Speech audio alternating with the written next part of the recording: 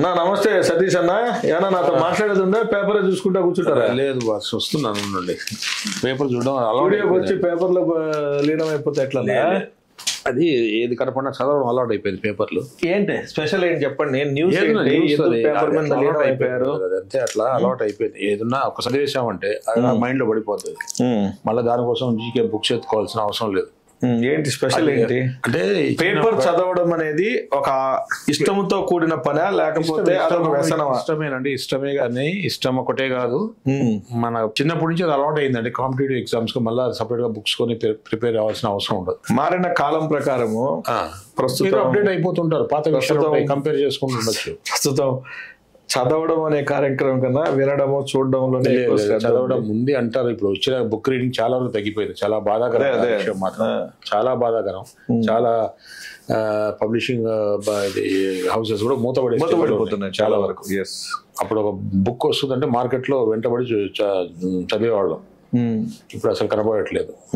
ఎందుకంటారు ఏంటి అసలు చదవడంలో ఉన్నటువంటి అదొక టైం వేస్ట్. దానికన్నా లైవ్ చూసేస్తున్నాం కదా, చదువు అనేది ఎక్కడ పోయినా క్యారీ చేస్తుండొచ్చు. మొబైల్లోనే వచ్చేస్తున్నాయి PDF లో. సో ఈజీ అయిపోయింది. సో మొత్తానికి మీరు చదవాలంటారా చదవద్దంటారా? లేదండి, ఉండాలి. ఇది కళ్ళకు స్ట్రెయిన్. మనం ఈ మొబైల్స్ లోను కంప్యూటర్స్ లో చదవడం చాలా స్ట్రెయిన్ అవుతాం. ఓకే, పేపర్ లో ఉన్న కంఫర్ట్ మీకు దీంట్లో రాదు. ఓకే, మరి ఏం చెప్తారు? What is the speciality? Paper ప్రజలు చదవండి అనే దానికి మీరు ఇచ్చే ఉత్సాహభరితమైనటువంటి నేనేం ఉత్సాహం ఇవ్వట్లేదండి. ఆ మెయిన్ ప్రతి పేపర్ లో కూడా ఎవరైనా అట్రాక్ట్ చేసేది హెడ్లైన్స్. అది మెయిన్ పేపర్ లో కావచ్చు, లోపలైనా సరే క్యాచీగా ఉండాలి హెడ్లైన్స్ అనేది. అది చూస్తేనే అట్రాక్ట్ అయిపోవాలి. ఏంటో చదువుదామని క్యూరియాసిటీ వచ్చేస్తుంది. అట్లా తిప్పుదామనుకున్న పేపర్లో కూడా వాడు డీప్ గా వెళ్ళిపోతాడు సబ్జెక్ట్ ఏంటి దీని గురించి అని. న్యూస్ పేపర్ అంటేనే హెడ్లైన్స్ కోసం చూస్తారు చాలా మంది. ఇప్పుడున్న వాళ్ళని అబ్జర్వ్ చేసేది ఏ సెక్షన్ ఆ సెక్షన్. ఒక బిజినెస్ మ్యాన్ అంటే షేర్స్ చూసుకుంటాడు, స్టూడెంట్స్ ఉంటారు చాలా వరకు, వాళ్ళు స్పోర్ట్స్ పేజ్ వేరే దగ్గర. నాకున్న అనుభవంలో కొంతమంది చెప్తున్నాను, జస్ట్ స్పోర్ట్స్ పేజ్ చూస్తారు. అన్ని ఓవరాల్ గా చూసేవాళ్ళు తక్కువ పేపర్లు.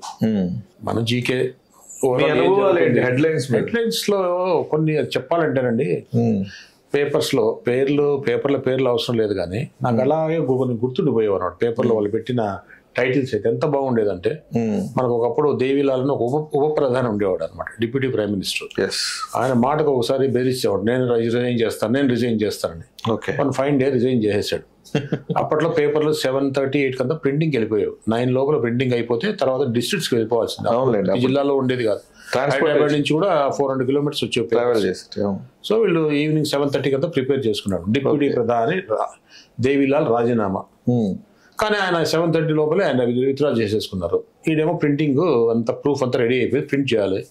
ఎంత తెలివిగా దాన్ని మార్చారంటే, దేవిలాల్ రాజీనామా, ఆ నామా మీద ఒక ఇంటూ పెట్టారు లేదని, కిందేమో రిజైన్ చేశారు మ్యాటర్, పైన రాజీనామా చేయలేదని. అంతే, రాజీనామా అంతే. అంటే రాజీ పడిపోయాడు. టైటిల్ చూడండి ఎంత క్యాచీగా ఉంటుందో చూసేవాళ్ళకు. అంటే ఇప్పుడు క్యాప్షన్స్ అంటున్నారు. ఒకప్పుడు టైటిల్స్ మనం పేపర్ వరకు వస్తే టైటిల్ అనేవాళ్ళు, క్యాప్షన్ అనేది వాళ్ళే.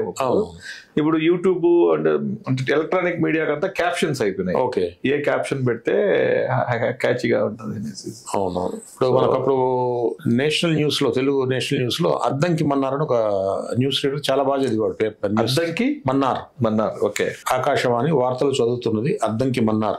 అంటే అందరూ ఏ పనిలో ఉండే వాళ్ళం కూడా కొంచెం అలర్ట్గా అంత బాగుండేది ఆయన. మన తెలుగులో శాంతి స్వరూప్ కూడా చాలా చక్కగా శాంతి స్వరూప్ డిఫరెంట్. ఆయన స్లోగా మందరంగా లో వాయిస్ లో ఆయనది వేరు, అద్దంకి మన డిఫరెంట్. తర్వాత మన న్యూస్ రీడర్ గా ఉండి వచ్చిన జగ్గయ్య గారు కూడా, కంచుకంటాం జగ్గయ్య గారు, ఆయనది అట్లే. ఆయన కూడా న్యూస్ రీడర్ కదా ఫస్ట్. ఓకే, అద్దంకి మన్నార్ చదివిపోయినప్పుడు ఆయన గురించి పేపర్లో వచ్చిన వార్త ఏమంటే, అద్దంకి మన్నార్ వార్తలు సమాప్తం అంటే అయిపోయినది. ఇంకా ఎంత బాగుంది చూడండి, అద్దంకి మన్నార్ వార్తలు సమాప్తం అంటే చనిపోయారు అన్నట్లు ఎంత బాగా ఇచ్చారు టైటిల్. అవి కొన్ని అలాగే మెమరీలో పడిపోతాయి, టైటిల్ పెట్టిన హెడ్లైన్స్ గుర్తుండిపోతాయి అనమాట. వార్తలు టైటిల్ వీటి విషయాలు మాట్లాడేటప్పుడు మీరు ఎప్పుడో దేవిలాల్ స్థాయి ఎప్పుడో అంటే ఆల్మోస్ట్ మేమందరం పుట్టిగడ ఉన్నాం అప్పుడు.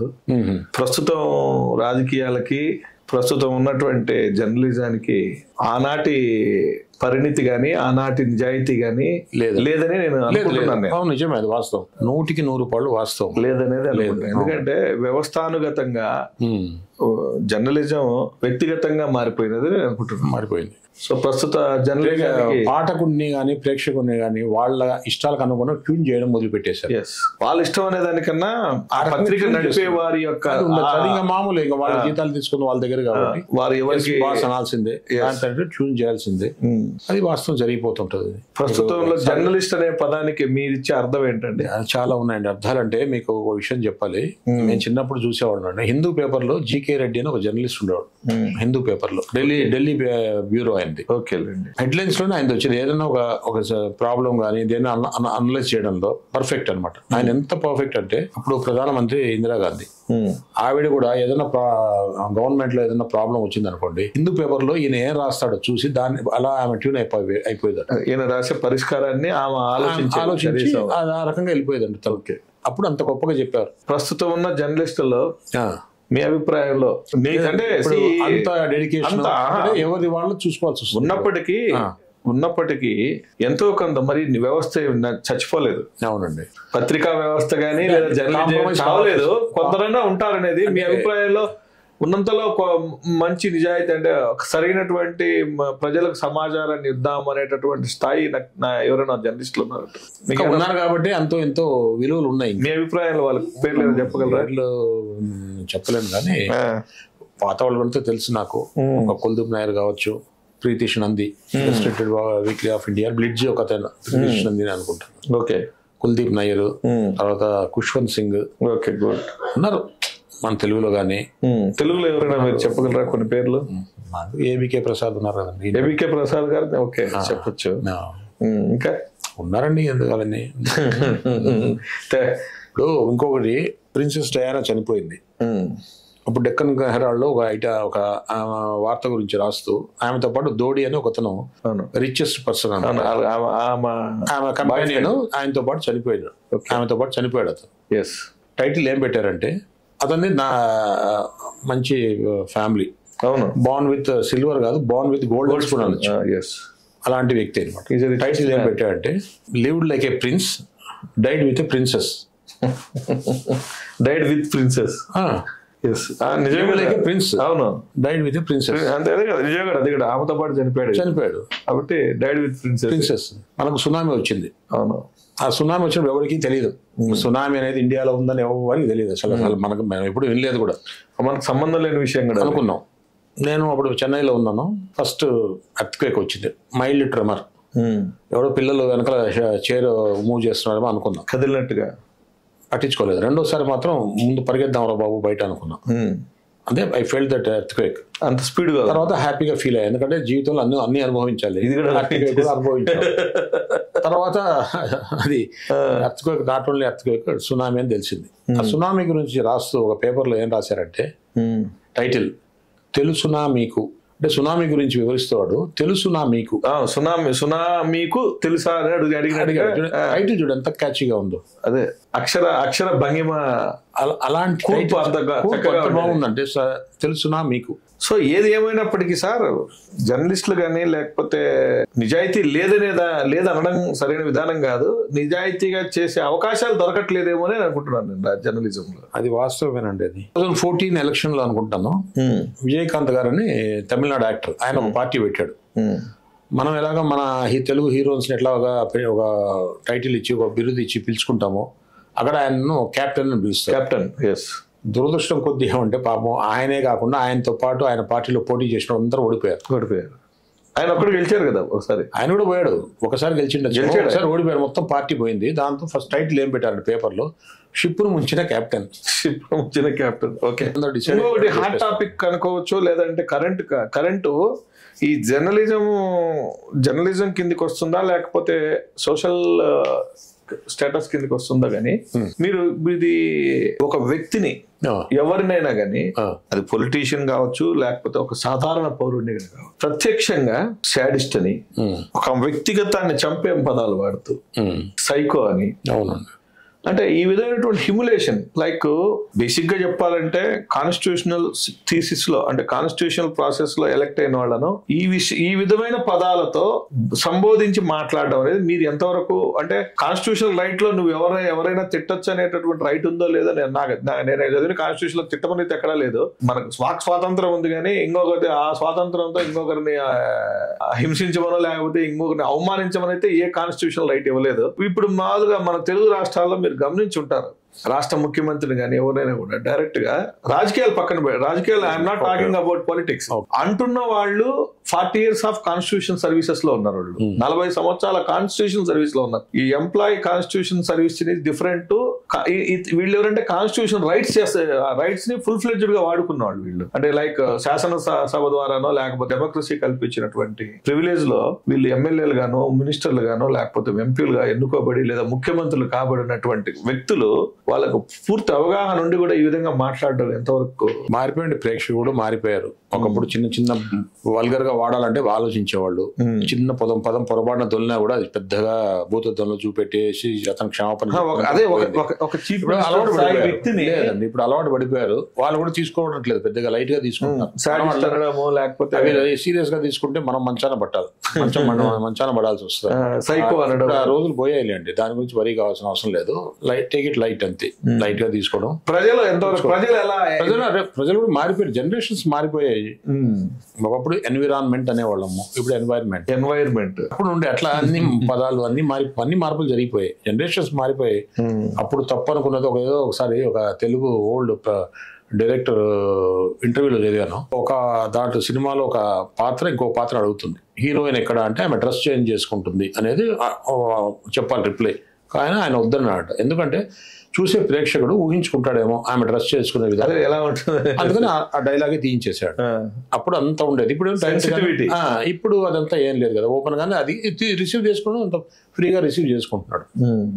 జస్ట్ కూల్ చూసేస్తున్నారు, అయిపోతుంది. ఏదో తప్పు, అది రోజులు మారే కొద్దీ వచ్చిన మార్పులు ఇవి. కాబట్టి తిట్లు అవన్నీ సహజం. రాజకీయాలు అంటేనే బురద, దాంట్లో దిగి నన్ను ఎవరు ఏమనకూడదు అనే దానికి లేదు కదా. రాళ్ళైనా వేస్తారు, పూలైనా వేస్తారు. దానికి ప్రిపేర్ అయిపోయింది, అన్నిటికీ ప్రిపేర్ ఉండాలి. ఇంకొకటి కోరా అని ఒకటి ఉంది.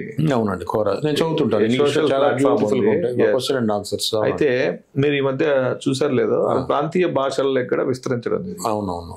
అయితే మెజారిటీ ఆఫ్ ది అంటే లైక్ ఒక 20 ఆర్టికల్స్ చూస్తే 19 ఆర్టికల్స్ ఒకే పందాలో వెళ్ళిపోవడము, ఒకే వ్యక్తిని హింసిస్తూ మాట్లాడము. అంటే ఈ కైండ్ ఆఫ్ ఏ సిస్టమ్ వల్ల జరుగుతుంది అంటారు? అది అంటే ఈ కోరా అలో చేస్తుందా, లేకపోతే ఇక్కడ ఉన్న వాళ్ళు మ్యానిపులేట్ చేస్తున్నారా? ఏం చేస్తున్నారంటే, మీరు ఒకరిని బదనాం చేయాలనుకున్నా కూడా మీరు ముందుగా బియర్స్ గానీ మెంటల్ గా ప్రిపేర్ చేస్తున్నారు. అది ఎలా ఉంటుందంటే, ఒకరి గురించి చెప్పాల్సి వస్తే బాగా అన్పాపులర్ అయిపోయాడు కదా అని స్టార్ట్ చేస్తారు. అది కొత్తగా వచ్చిన ట్రెండ్, కొత్తగా లేదు, ఒక 5-6 years కాకపోయినా వీళ్ళు చేసే జనాలంతా ఇట్లా అనుకుంటున్నారు కదా, చెప్పరు. అంటే చూసేవాడు కూడా ఓహో ఈయన ఆల్రెడీ డిఫేమ్డ్ అన్నట్లుగా. సో కోరా నేను చూసాను, ఇంగ్లీష్ లో ఎంత బాగుంటుందో, ఇంగ్లీష్ రీజనల్ లాంగ్వేజ్ కన్నడ గానీ తెలుగు గానీ చూస్తున్నాము, బయాస్డ్ గా ఉంటుంది అనమాట. కింద ఎవరో ప్రొఫెసర్ క్వశ్చన్ చేసి ఆయన ఆన్సర్ ఇచ్చినట్లుగా ఒక డాక్టర్ అనో ఒక రిటైర్డ్ బ్యాంక్ ఆఫీసర్ అనో పెడతారు. చాలా సిల్లీగా ఉంటుంది. ఆ ఏజ్ లో కానీ అంత చదువుకున్న వాళ్ళు కూడా ఇవ్వాల్సిన ఆన్సర్స్ కావాలి, ఒక బయాస్డ్ గా ఉంటుంది. అది బాగా దాంట్లో చూసే వాళ్ళకి అర్థమైపోతుంది కదా, తెలిసిన వాళ్ళకి అర్థమైపోతుంది. కామన్ మ్యాన్ చూస్తే ఓహో ఇలా ఉంటుందా, ఇంత ఘోరంగా ఉంటుందా. అది చూసా అసలు ఇంగ్లీష్ లో ఉన్నప్పుడు ఉండేటటువంటి కంటెంట్ కి ఎప్పుడైతే తెలుగులోకి వచ్చేటప్పటికి అయిపోయింది, క్వాలిటీ ఆఫ్ ఇష్యూస్ లేవు అక్కడ. ఎంతసేపు లోకల్ అంతే, డ్యామేజ్ చేయడం, ఎవరు ఒకరు మాట్లాడడం, అందరి అభిప్రాయంగా వాళ్ళందరినీ ఎత్తిన ఉద్దేశం బలవంతం పోయిందండి క్వాలిటీ. ఎందుకంటే నేను చూస్తుంటే ఒక్క అవకాశం వచ్చినోడు ముంచేశాడని హెడ్డింగ్ పెట్టడం, దానికి వాళ్ళే రాసుకుంటూ ఉండడం. అది ఎలాగైనా అది ఇంకా తప్పదు. అది ఇంకా సొసైటీలో వీళ్ళకి తగిన వీళ్ళు రాస్తారు, వాళ్ళకి తగిన వాళ్ళు రాస్తారు. అదేలేండి, అది కామన్ అయిపోయింది. వీ హ్యావ్ టు యాక్సెప్ట్ అది. సో కోరా క్వాలిటీ కూడా పడిపోయింది అంటారు. కోరా క్వాలిటీ అంటే రీజనల్ లాంగ్వేజ్ లో లేదు, కానీ ఇంగ్లీష్ లో బాగుందండి. మంచి ఇన్ఫర్మేటివ్ క్వశ్చన్ ఆన్సర్స్ ఉంటాయి. ప్రతిదీ, రాకెట్ ఫ్యూయల్ కావచ్చు, ఏరోప్లేన్ ఫ్యూయల్ కావచ్చు, గేర్ బాక్సెస్ కావచ్చు, ఎనీథింగ్. అది లేని సబ్జెక్ట్, టెక్నాలజీ లేని సబ్జెక్ట్ లేదు, వాస్తవం ఉంటుంది. అండ్ మనం కూడా 90% కరెక్టే ఉంటుంది. మనం కూడా అక్కడ ఎవరినైనా ఏదైనా సబ్జెక్ట్ పైన ఇవ్వచ్చు, క్వశ్చన్ అడిగితే ప్రపంచవ్యాప్త సమాధానాలు కూడా చేసినా కూడా అది చూసి చేసేట్టుకున్నారు. అది లేదు, అది అర్థమైపోతుంది. సరే చదివే వాళ్ళు కూడా తెలివిన వాళ్ళు కాబట్టి ఏది చదవాలో ఏది వాళ్ళకి ఎంత వాళ్ళు కంపేర్ చేసుకుంటారు. మీరు నేను చెప్తే మూడో వాళ్ళు ఆలోచించుకునేది లేదు. వాళ్ళ ఆలోచనలు ఉన్నాయి, వాళ్ళకి టెక్నాలజీ చేతిలోకి వచ్చింది, మొబైల్ లో చెక్ చేసుకున్నారు, వాట్సాప్ లో వచ్చినా కూడా పూర్తిగా నమ్మలేని పరిస్థితి. ఎవరైనా ఒక అక్షరం తప్పు చెప్పినా వెంట గూగుల్ సెర్చ్ లోకి వెళ్ళిపోతున్నారు అంతే. నినాద మొబైల్ లో కూడా ఇంగ్లీష్ డిక్షనరీ ఉంటుంది, ఏదైనా మాట్లాడక చెక్ చేసుకున్నా అప్పుడు ప్రొనౌన్సియేషన్ ఎట్లుంది, ఇప్పుడు ప్రొనౌన్సియేషన్ ఎట్లుంది మారిపోయింది. అప్పటిలాగా నేను ప్రొనౌన్స్ చేస్తే పదాల అర్థమే మారిపోతుంది. మరొక స్పెషల్ ప్రశ్న ఇది, తెలంగాణలో మహిళలకు ఉచిత బస్సు సౌకర్యం ఇచ్చారు. It is accepted and acceptable కూడా. ఎందుకంటే ఇప్పుడున్న కండిషన్ లో సిటీ బస్ ఎక్కి పోయేవాళ్ళు అంటే ఆల్మోస్ట్ వాళ్ళు పేదవాళ్ళే. అందున మహిళలకు ఇచ్చినారు, మనం కూడా సంతోషంగా ఫీల్ అయినాం. పురుషులకి ఎందుకు ఇవ్వకూడదు? ఎందుకంటే పురుషులందరినీ అందం లేదు. నేను పురుషులలో కూడా ఉద్యోగాలు లేని వాళ్ళు ఉన్నారు, ఆఫీస్ బాయ్లు, అలాగే లేడీస్ ఎలాగైతే హౌస్ కీపింగ్ లో పనిచేస్తారో, ఎక్కువ house keeping in the sense below 10,000 salaries, పురుషుల్లో కూడా బిలో 10,000.